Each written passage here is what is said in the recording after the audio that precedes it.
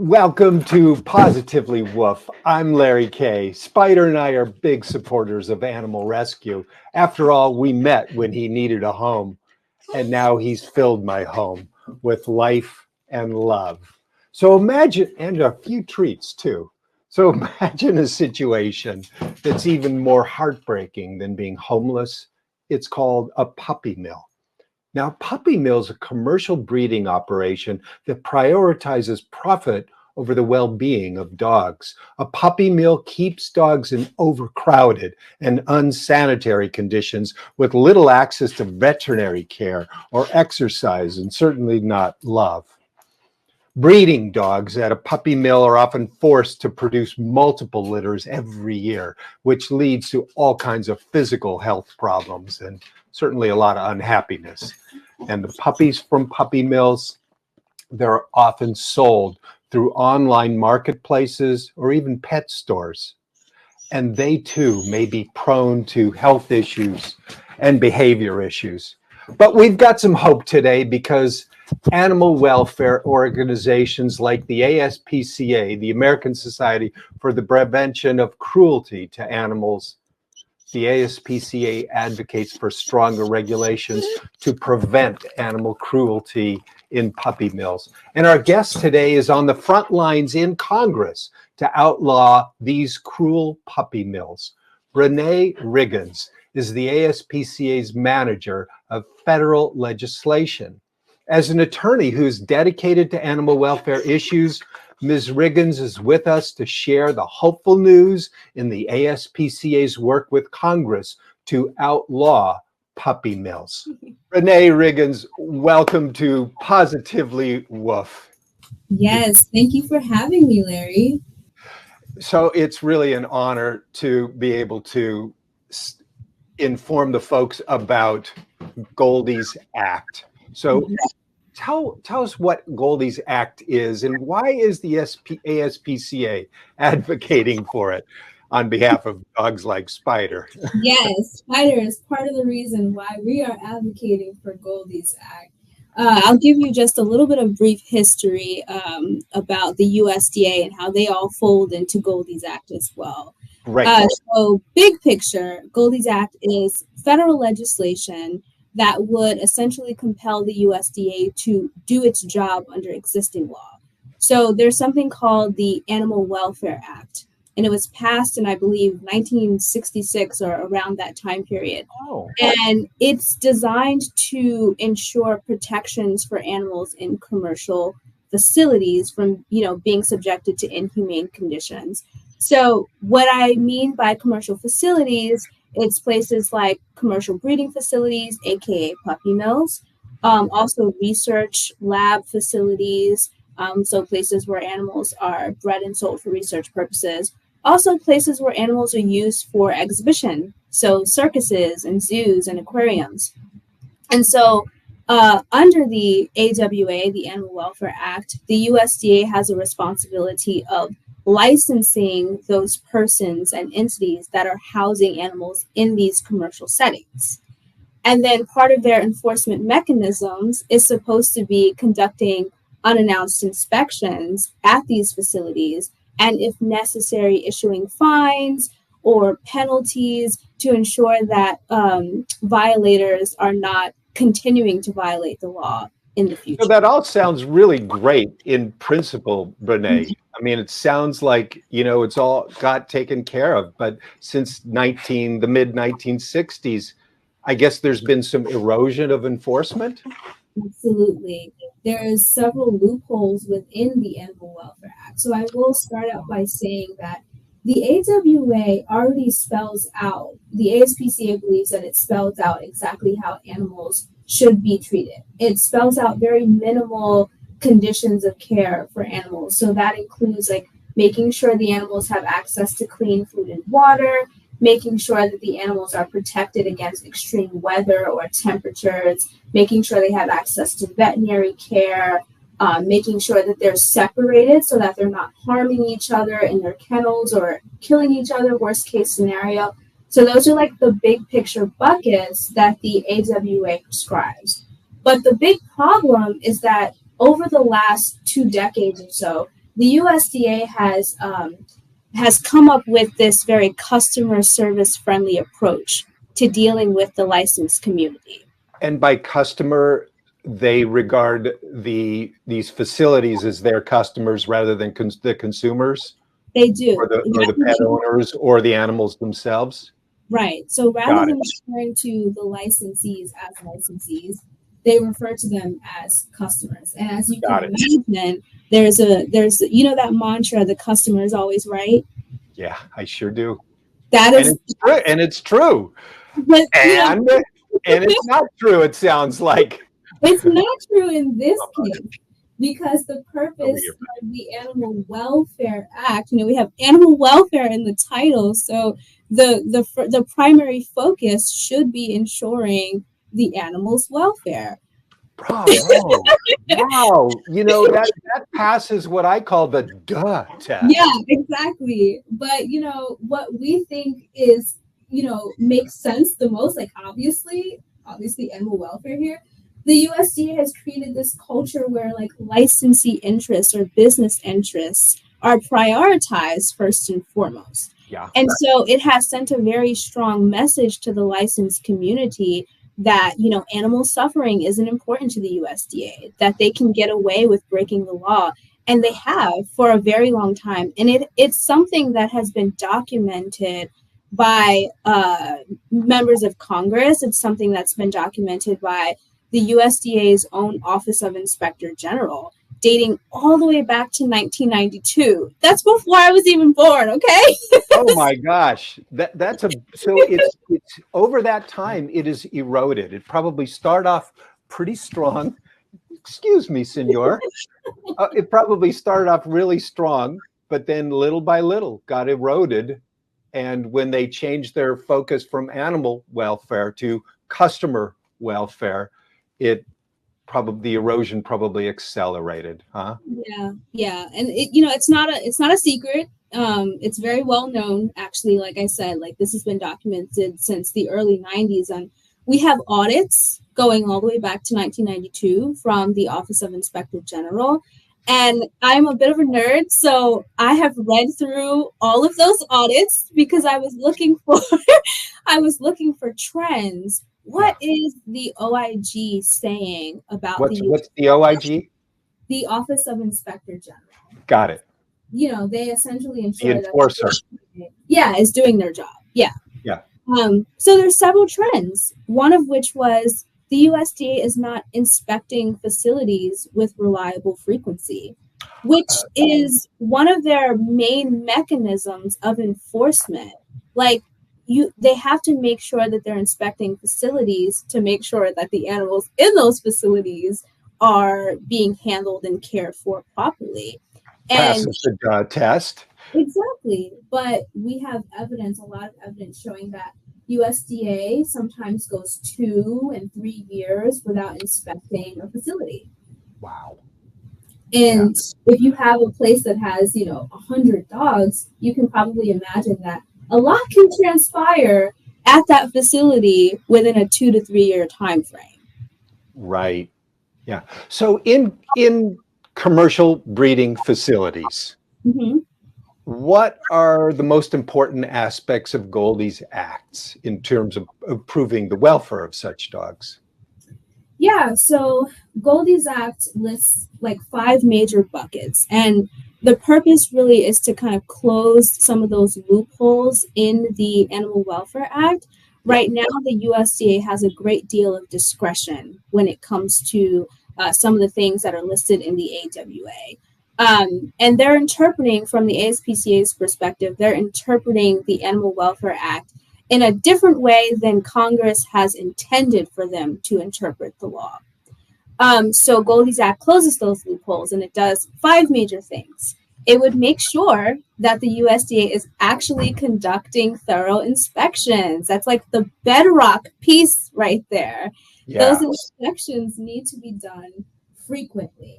So, just as like a little extra background, right now, the Animal Welfare Act says that research breeding facilities are to be inspected yearly.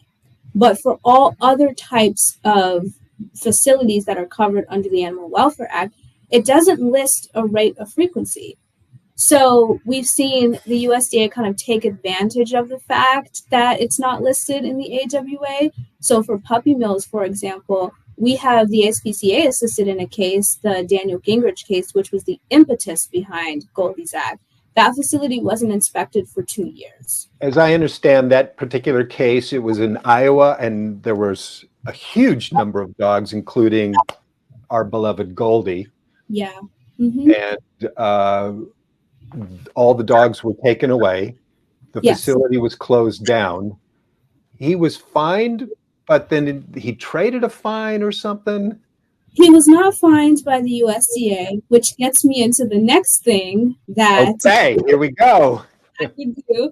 So in addition to ensuring that the USDA is conducting inspections on a yearly basis, it would also require that when inspectors are doing those inspections, they would have to document the violations that they see and share those violations with local or state law enforcement. Oh, wow. Because oftentimes, local law enforcement, they're the ones that are on the ground taking the most action in these cases. So in the Gingrich case, unfortunately, even after having nearly 200 Animal Welfare Act violations, it was a big deal. The USDA never penalized Gingrich. He never received a monetary penalty. However, at the local level, he lived in Wayne County, and the sheriff of the case has been, the sheriff that handled the case has been extremely involved in this and expressed a lot of frustration about the fact that the USDA wasn't really involved the way they should have been. So he pushed for criminal charges to be brought against Daniel Gingrich. So that's why it's so important to have local and state law enforcement kept in the loop. They need to know what's going on in their backyards, in their jurisdictions, because smart. Right, so that they can bring charges if necessary. And oftentimes USDA licensees also have state licenses as well. So if the USDA has, information about potential violations, that needs to be shared at the local and state level. So that's one of the big things that GOLDIE'S Act would do. Now, my understanding then from it is that there could be financial penalties and also criminal penalties. Yeah, so there can be criminal charges brought, civil charges brought, administrative action can be taken. Right now, the USDA has several, enforcement tools on their belt. They have the authority to issue fines and penalties. They have the authority to remove animals from the premises if those animals are in really bad shape. They also have the authority to temporarily suspend a licensee's license. And those are really big enforcement tools that they already have at their disposal, but they're not utilizing them. So GOLDIE'S Act is really like, it's a piece of legislation that tightens up existing requirements and tells the USDA, you have to do your job. Yeah. So who supports GOLDIE'S Act already in Congress? Are they both Democrats and Republicans? Yes, they are. The bill was first introduced last Congress, so the 117th Congress, by a very bipartisan team. So there were 3 Republicans and 3 Democrats. Now, in the current Congress, the 118th Congress, it is still bipartisan.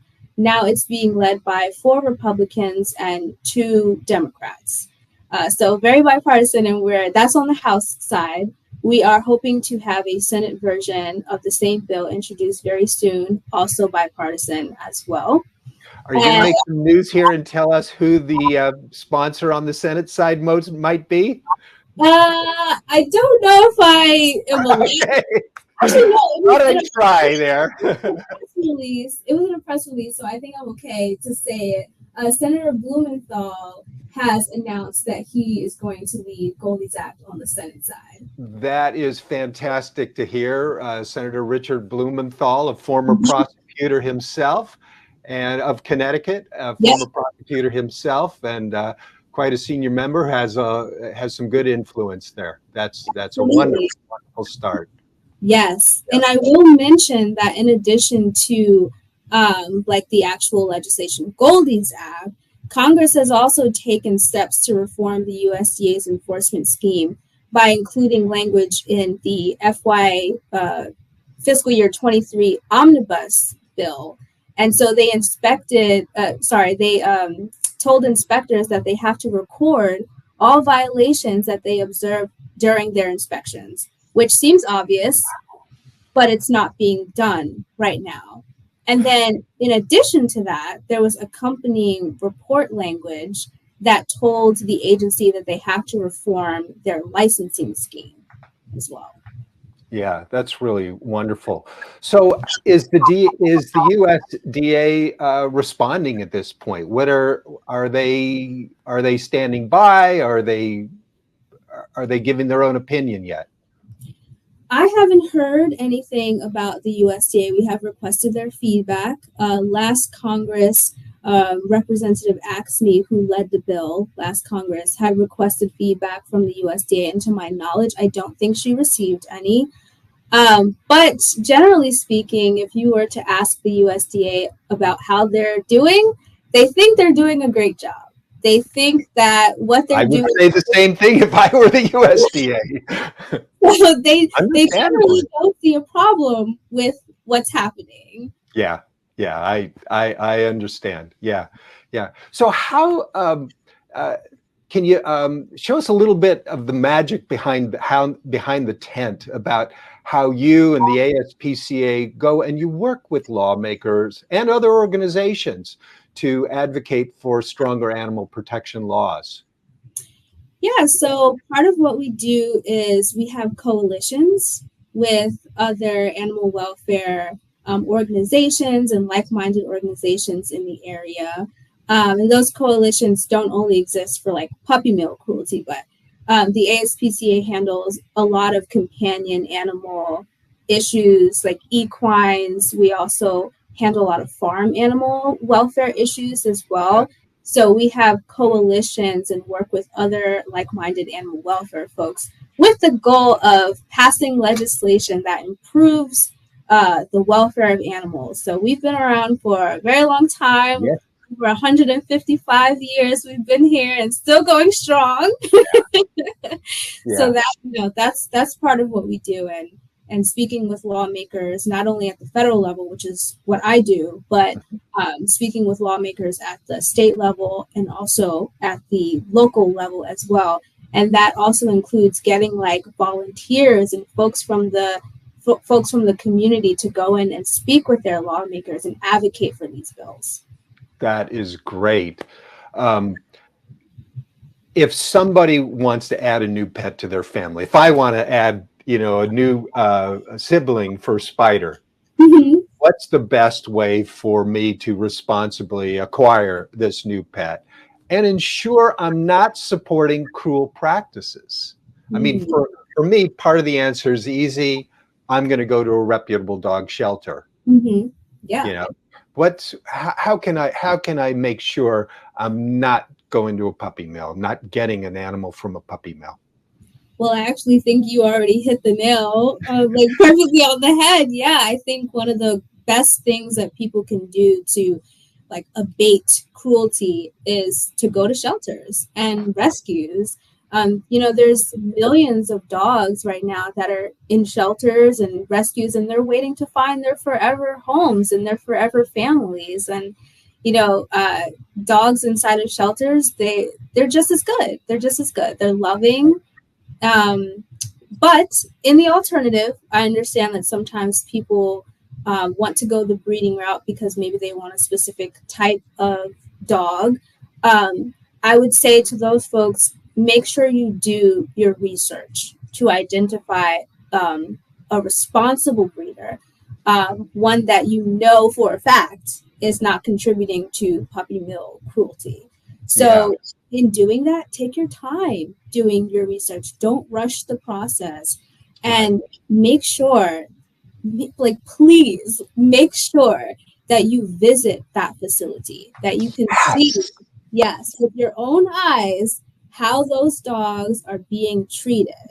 And if you don't listen to anything else I say today, if everything else has gone in one ear and out the other, I would say, like, my parting words would be, do not buy from pet stores, because responsible breeders are not selling to pet stores. A lot of the times, animals in pet stores are being funneled through puppy mills to brokers, then to pet stores, which is called the puppy mill pipeline. So you definitely want to make sure that you are seeing the conditions, see the mama dog, see the other dogs that are in the litter. Make sure you know for a fact, and not from secondhand knowledge, that the dogs are being treated humanely. That's great. How can folks support the GOLDIE'S Act directly? Yes. So part of what I mentioned before is, like, in addition to our coalitions, we really encourage folks to get involved.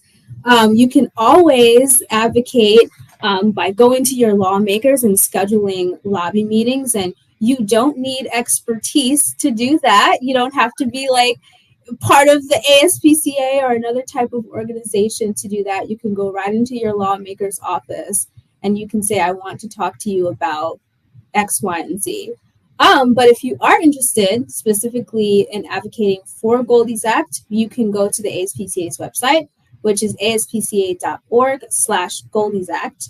And you can also join our advocacy brigade. So we have an advocacy center. If you go on Google and type in ASPCA Advocacy Center, it'll bring you to a place where you can sign up for that and you can become a volunteer.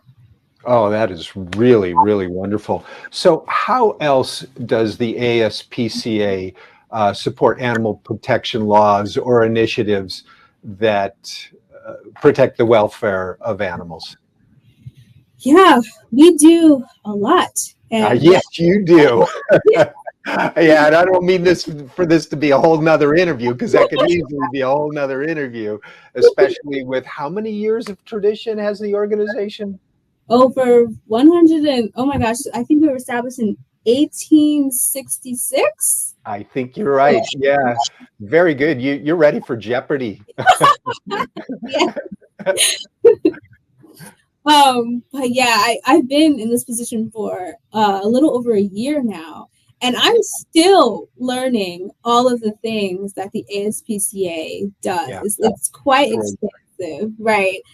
So we have obviously our like policy and our government relations department, but a lot of what we do in our GR department is informed by our on the ground work. So we have a really fantastic national field response team, and they deploy all over the nation, U.S. territories, and they assist in cases of like natural disasters and emergencies, search and rescues, sheltering, placement.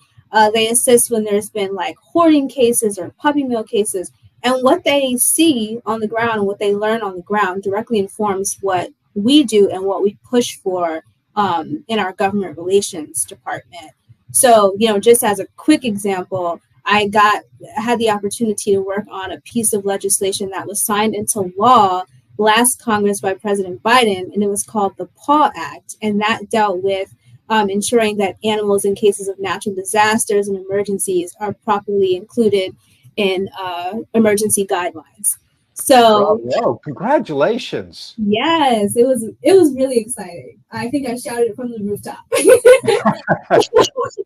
I certainly would.